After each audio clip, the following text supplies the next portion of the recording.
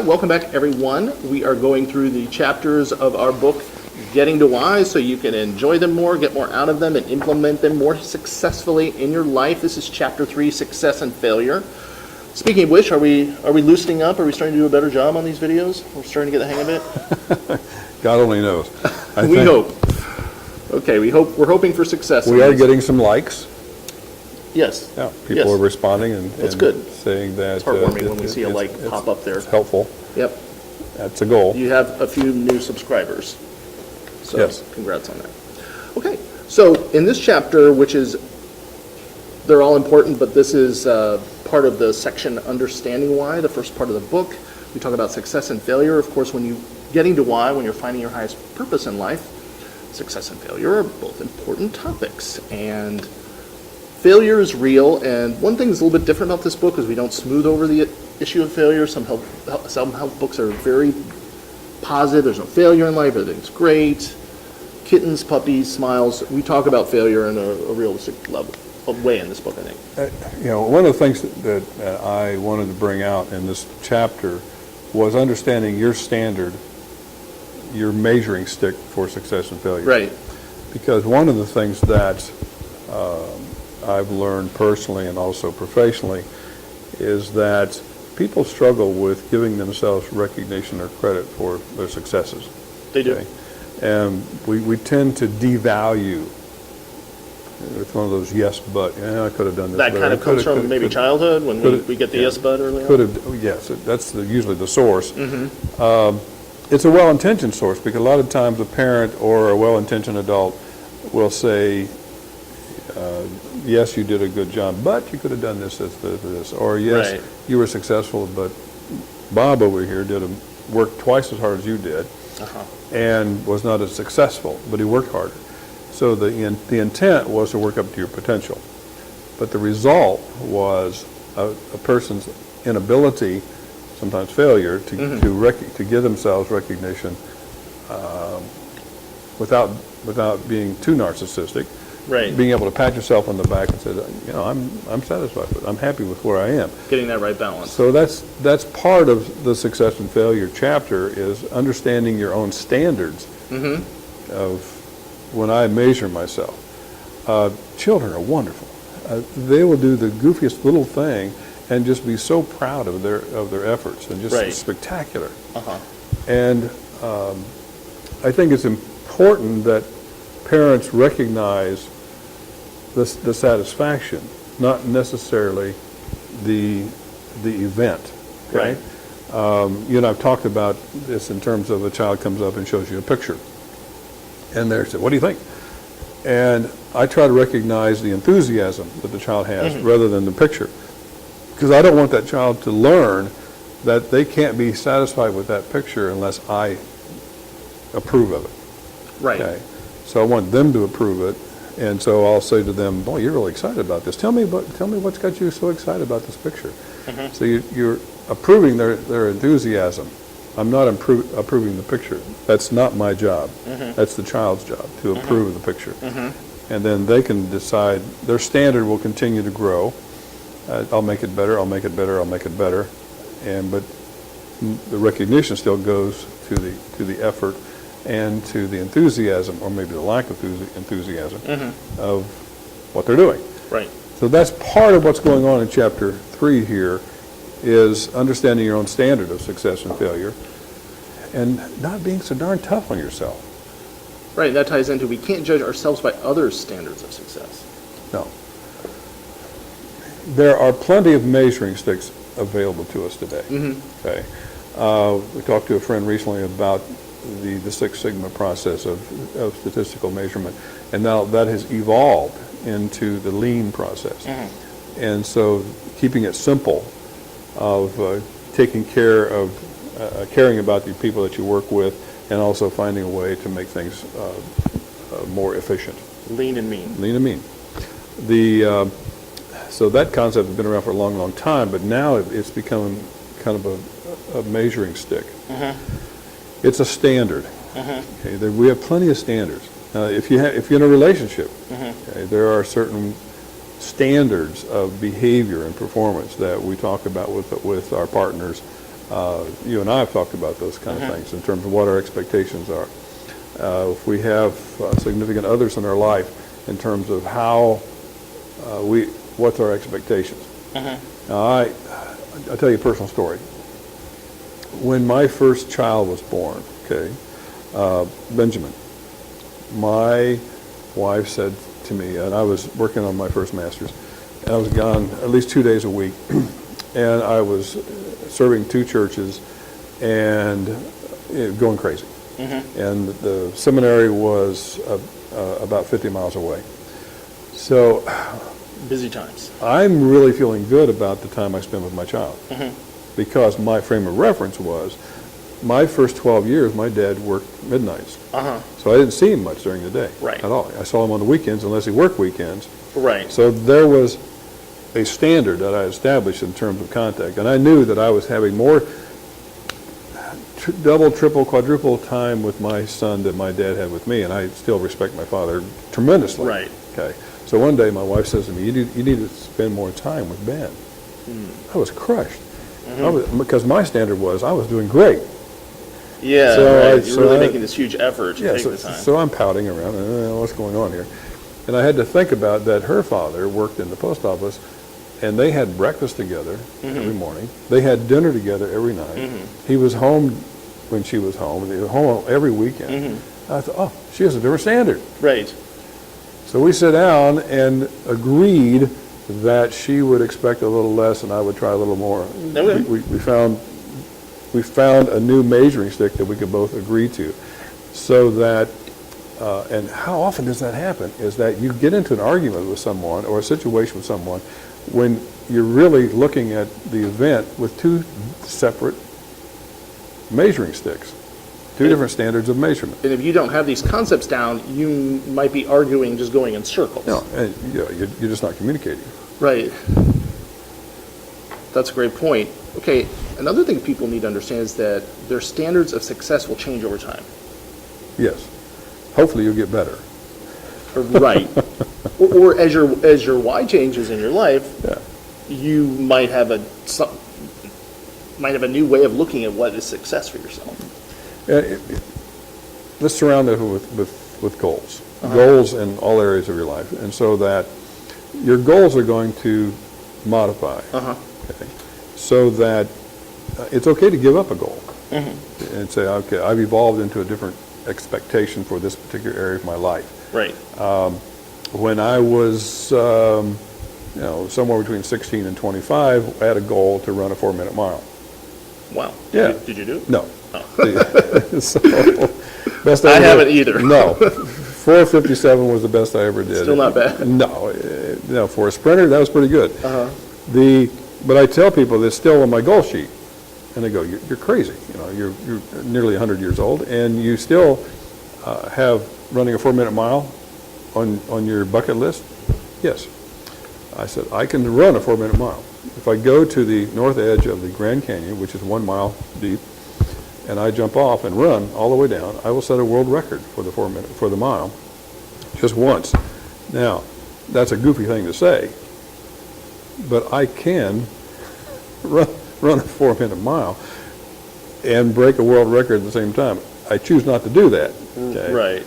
But it is available to me if it's low on the bucket list. Well, absolutely. But don't challenge me to the point where I might consider doing it. Okay. So my point being is that you can have fun things on your bucket list, and that they don't have to be necessarily achievable, but they are. See, I can jump off that cliff and run for a mile. I choose not to. Right. Yeah, I've got way too many people to irritate between now and then. So more to accomplish before your days are done on planet Earth. You had a story that I found quite meaningful. It was an elderly woman who noticed changes in her life, and her standard of success had to change along with it. We'd love to be more specific. You told me the story the other day of the elderly woman, I think it was in church, and she was noticing differences, cognitive differences. Oh. Does that jog your memory? Yeah. Are you getting to be Never mind. I have this large reservoir of stories. Yes. The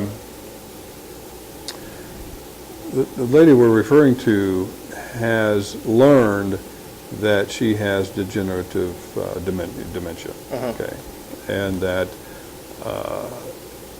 she's not going to get away from it. And what she wants to do with her life while she still has cognitive abilities and how that's going to function, how it's going to impact her family. There are quite a variety of choices to be made. And it hasn't been diagnosed yet as Alzheimer's, but we're suspecting that that's where it's going to go. That's quite a decision that you have to make when you are diagnosed with that kind of future. Okay. That's what do you want to do with what you have now? What are your contributions? And so there are events that will happen to us that will cause us to reshape and reconsider where our life is going and how we're going to get there and what becomes important. So it begins to eliminate those things that are less valuable, less important. Now, I'm going to say that again. That if you look at a spectrum, once again, that this vector is important. Yeah. Okay. This vector is valuable. Okay. So a lot of times when I'm working with corporations, I'll say they'll say this is really important to me, and I'll say, well, is it valuable though? So what happens in the upper right quadrant once again is those things in life, or those events, which are both important and valuable. Okay. So that not only to yourself, but those that you're interfacing with as well. Right. So that's one of the things that she's now doing, is that what is not only important to me, but also has great value at the same time. And so using those two measuring devices as to what you're going to be doing, and kind of looking at the 7 areas of life again. Right. Okay, where am I going to focus at? And what is valuable and what is important? And you kind of reduce the number of items in your bucket. Right. Great. Shall we take a look at the workbook questions? for the Please chapter? do, All right. yeah.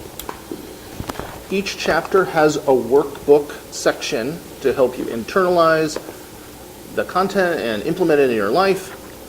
For chapter 3, Success and Failure, we have some pretty fundamental questions here. We start off with question number 1, what are my top 5 successes in life thus far? And what are my top 5? Question number 2 is, what are my top 5 failures in life thus far? What's the value of identifying these on paper? Well, once again, I think if you go back to chapter 1, when the least sense of satisfaction became education, and that what are you going to do about that? And so what are my top 5 failures in life? I don't necessarily, you can put down not enough education as a failure, okay? But only if you are giving up on learning, period. Well, there's a really sad statistic that I read years ago, and I don't know if it's still the same, but approximately 60 to 80% of the people, once they graduate from high school, do not read a book. Beyond that, they might read a pamphlet, they might read a newsletter or a newspaper. Ever again, you're saying? Don't read a book. Okay. Barnes and Noble's, sorry to hear that. But They need to read this book, right? Nice Okay. segue. Thank you. I'm pitching underhanded. That's a terrible disclaimer on life in terms of I know enough. Wow. And going back to my father, I said in an earlier video, I believe, about his greatest value to me and the importance to me was lifelong learning. He never stopped reading, never stopped learning, growing. Ended up with 3 associate degrees. He finished high school after World War II. He was 22 years old. And so, wow, what a nice mentor to have, Right. and visual aid to have most of your life. But the application in chapter 3 is looking at success and failure. What are the top, question number 3, read question number 3. Who are the top 5 people in my life supporting my success? Right. One of the things I share with people is do not ever, ever, ever, ever share your goals with people. I've taken this to heart. Okay. Yeah, when I learned this. Unless you know they'll support you. Right. Okay. Because there are plenty of people walking around with pins ready to bust your balloon. Okay. They have a kind of a bad attitude toward other people's dreams. Well, successes, because a lot of times if someone becomes successful, then well, you're more important than I am, and you'll be more successful. They want to bring themselves up by making you smaller. So who are those people that support you unequivocally, that maybe love you unconditionally? Okay, I think that's valuable. But don't be throwing your goals out there willy-nilly, because there are plenty of people that will just make fun of you, ridicule you, devalue you. So keep those things to yourself until you know that you're surrounded by people that are supportive, caring, and nurturing. That is a lesson I learned from you, and it's helped me a lot. Okay. And he stopped telling me his goals years ago. No. You actually are one of the people I know I can talk to about my goals. Who are the people close to me whose success I do not support? You're kind of looking at yourself and saying, oh, maybe I'm doing the same thing, and maybe I should stop that. Yeah. How supportive am I? How encouraging am I? I don't remember the last time I said, oh, that's a dumb thing to do. Okay. You've learned not to say that. Yeah, if it's a goal. Right. Now, if it's just like the CEO that prompted the title of the book, he was doing a dumb thing. It wasn't a goal. Okay? It was that just a specific action? It was an action that was just bad. And so ask him why he did that. Now, in terms of goal setting, you ask someone, well, what are your goals? What are your expectations? And then say, well, why is that? Okay. So you begin entering into that conversation, showing an interest, have value. I don't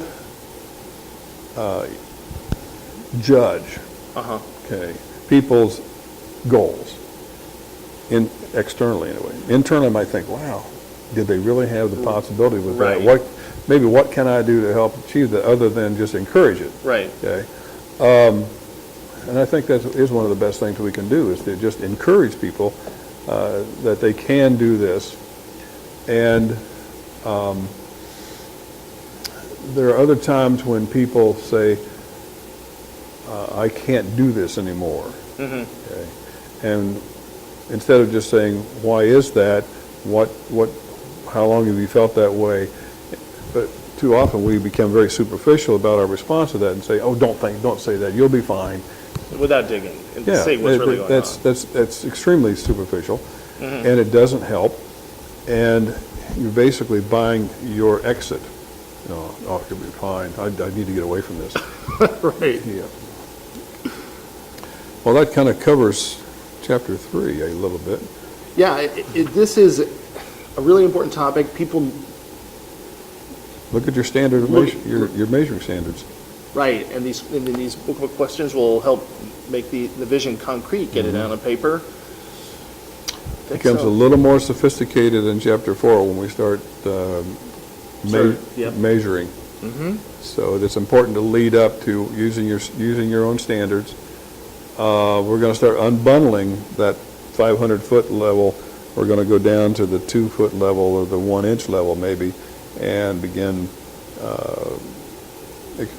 exploring the fabric. Right. It sounds like a lot to digest, but chapter by chapter we take you through it. So hope you're enjoying the book. Thanks for watching. If you enjoyed the video, please hit like, subscribe to JB's channel, and we'll see you in the next video. GettingToWhy.com.